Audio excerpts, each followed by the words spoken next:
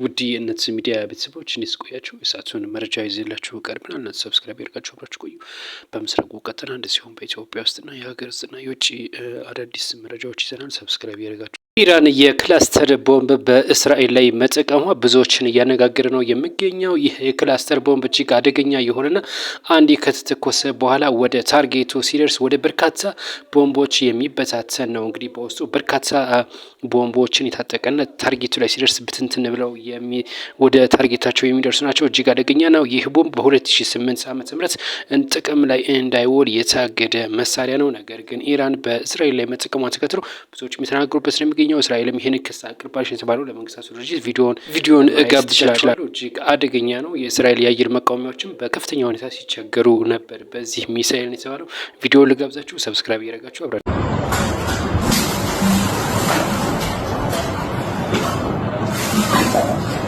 በተለያየ ጊዜ ጦርነቶች ሲከሰቱ የተለያዩ ቴክኒኮችንም እንግዲህ ያስመለክቱናል ማለት ነው። አሁን በኢራንና እንደዚሁም በአሜሪካ በእስራኤል ጦርነት ቴክኒኮች የተለያዩ የጦርነት ማሸጎጃ ቴክኒኮች ጥቅም ላይ ውለዋል የተባለው ይህም በስሪዲ ኢሜጅ ነው። ይህ ቴክኒክ በሁለተኛው ዓለም ጦርነትም ጀምሮ የነበረ ነው። እንደምትመለከቱ በምስሉ ላይ ታንኮችን የተለያዩ በጨርቅና በልክ እንደ አሻንጉሊት በማስመሰል ማለት ነው እንግዲህ የተለያዩ ጀቶችን እንደዚሁም ደግሞ ድሮኖችን ይሸውዳሉ ማለት ነው። እንግዲህ እነዚህ ድሮኖች ወይም ጀቶች ያንን ኢሜጅ አገኘን ብለው ያንን ታንክ መስሏቸው ጥቃት ያደርሳሉ። በዛ እንግዲህ በሚሰነዝረው ጥቃት ያ ሀገር ትልቅ ኪሳራ ይከስራ ማለት ነው። እስራኤል እንግዲህ በዚህ ቴክኒክ ወደ 2 ቢሊዮን ብር እንደከሰረችም እየተነገረ ነው የሚገኘው። ይህ ቴክኒክ እንግዲህ ከሁለተኛው ዓለም ጦርነት ጀምሮ ጥቅም ላይ እየዋለ ነው ተብሏል። ቴክኒክ ሩሲያና ዩክሬንም እንደዚሁ በከፍተኛ ሁኔታ ተጠቅመውበታል ነው የተባለው። በተለይ ዩክሬን ይሄንን በስፋት እንደተጠቀመችበት ታውቋል። በነገው ዕለት ስለሚዘጋጀው የኢፍጣር መርሃ ግብር በርካታ መንገዶች እንደሚዘጉ ይፋ ተደርጓል። በነገው ዕለት ቅዳሜ 28 ቀን በመስቀል አደባባይ የሚከናወነውን የኢፍጣር ወይም የማፍጠር በዓል ምክንያት በማድረግ በርካታ መንገዶች እንደሚዘጉ ነው የተነገረው። ከቀኑ 5 ሰዓት ጀምሮ ከመገናኛ መስቀል አደባባይ እና እንደዚሁም ቅዱስ ኡራኤል አካባቢ፣ ከወሎ ሰፈር መስቀል አደባባይ፣ ከጎተራ ወደ መስቀል አደባባይ እንደዚሁም ከጦር ኃይሎች ሜክሲኮ በመስቀል አደባባይ ይዘጋል። እንደዚሁም ከፒያሳ መስቀል አደባባይ እና እንደዚሁም ደግሞ እነዚህ ቦታዎች ላይ ማለት ነው ከቀኑ 5 ሰዓት ጀምሮ መኪና ማቆምና እንደዚሁም በእነዚህ ቦታዎች መኪኖችን ማሽከርከር ቅጣት ያስቀጣል። ለረጅም ሰዓታትም አቁሞ መንቀሳቀስም እንደማይቻል የአዲስ አበባ ትራፊክ ማኔጅመንት እንደዚሁም ደግሞ አዲስ አበባ ከተማ ፖሊስም ይሄንን ይፋ አድርጓል። የፌዴራል ፖሊስም እንደዚሁ ይሄን ማስጠንቀቂያ አውጥቷል ነው የተባለው። እንግዲህ ጥንቃቄ እንደተደረጉ መልእክት ተላልፏል። መልካም ቆይታ።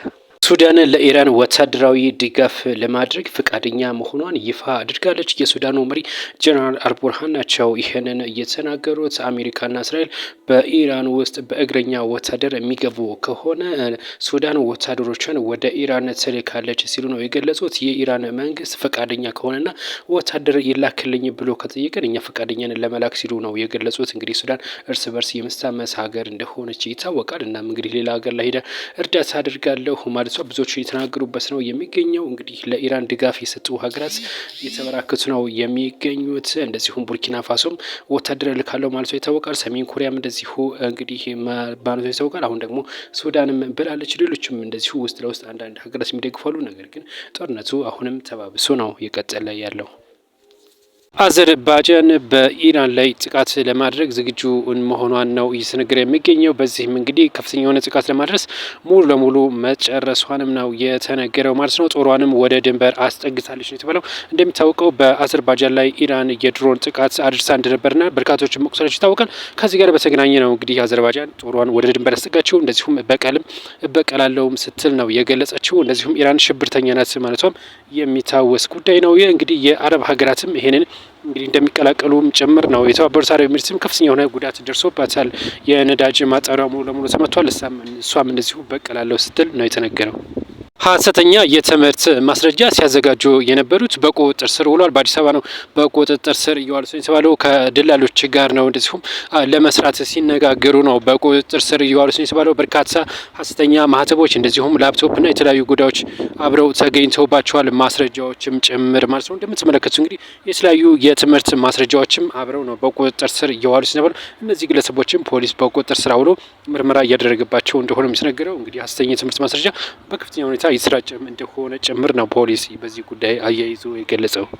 እንጅባራ ሆስፒታል ከ415 ሆስፒታሎች አንደኛ ደረጃ በመውጣት የወርቅ ዋንጫና እንደዚሁም ደግሞ 5 ሚሊዮን ብር ሽልማት ተበርክቶለታል የተባለው ሆስፒታሉ እንግዲህ በሚሰጠው አገልግሎት እንደዚሁም ደግሞ በግቢ በተለያዩ መስፈርቶች ነው እንግዲህ ከ415 በኢትዮጵያ ውስጥ ከሚገኙ ሆስፒታሎች አንደኛ ደረጃን ይዞ የወጣው ነው የተባለው። መረጃውን ያገኘሁት ከዞኖ ኮሚኒኬሽን ነው። አዳዲስ መረጃ እንዲደርሳችሁ ደግሞ ሰብስክራይብ ፎሎ አድርጉ።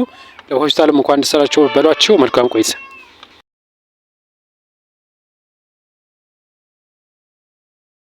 አዘርባጃን በኢራን ላይ ጥቃት ለማድረግ ዝግጁ መሆኗን ነው እየተነገረ የሚገኘው። በዚህም እንግዲህ ከፍተኛ የሆነ ጥቃት ለማድረስ ሙሉ ለሙሉ መጨረሷንም ነው የተነገረው ማለት ነው። ጦሯንም ወደ ድንበር አስጠግታለች ነው የተባለው። እንደሚታወቀው በአዘርባጃን ላይ ኢራን የድሮን ጥቃት አድርሳ እንደነበርና በርካቶችን መቁሰላቸው ይታወቃል። ከዚህ ጋር በተገናኘ ነው እንግዲህ አዘርባጃን ጦሯን ወደ ድንበር ያስጠጋችው። እንደዚሁም እበቀላለሁም ስትል ነው የገለጸችው። እንደዚሁም ኢራን ሽብርተኛ ናት ማለቷም የሚታወስ ጉዳይ ነው። ይህ እንግዲህ የአረብ ሀገራትም ይሄንን እንግዲህ እንደሚቀላቀሉም ጭምር ነው። የተባበሩት አረብ ኤሚሬትስም ከፍተኛ የሆነ ጉዳት ደርሶባታል። የነዳጅ ማጣሪያ ሙሉ ለሙሉ ተመቷል። እሷም እንደዚሁ በቀላለሁ ስትል ነው የተነገረው። የዩጋንዳው የጦር አዛዥ ጋብቻን ጥያቄ ለማቅረብ የሚንበረከኩ ወንዶች በሕግ እንደሚጠየቁ ነው የገለጹት። ሙሆዚ ጄኔራል ሙሆዚ እንዳሉት ከሆነ ኡጋንዳ እንደዚህ አይነት ባህል የላትም። እነዚህ ተንበርክከው የሚጠይቁ ወይም ለጋብቻ ጥያቄ የሚያቀርቡ ወንዶች በሕግ ሊጠየቁ ይገባል ሲሉ መናገራቸው ብዙዎችን እያነጋገረ ነው የሚገኘው። በዚህ ጉዳይ ምን አሰባላችሁ?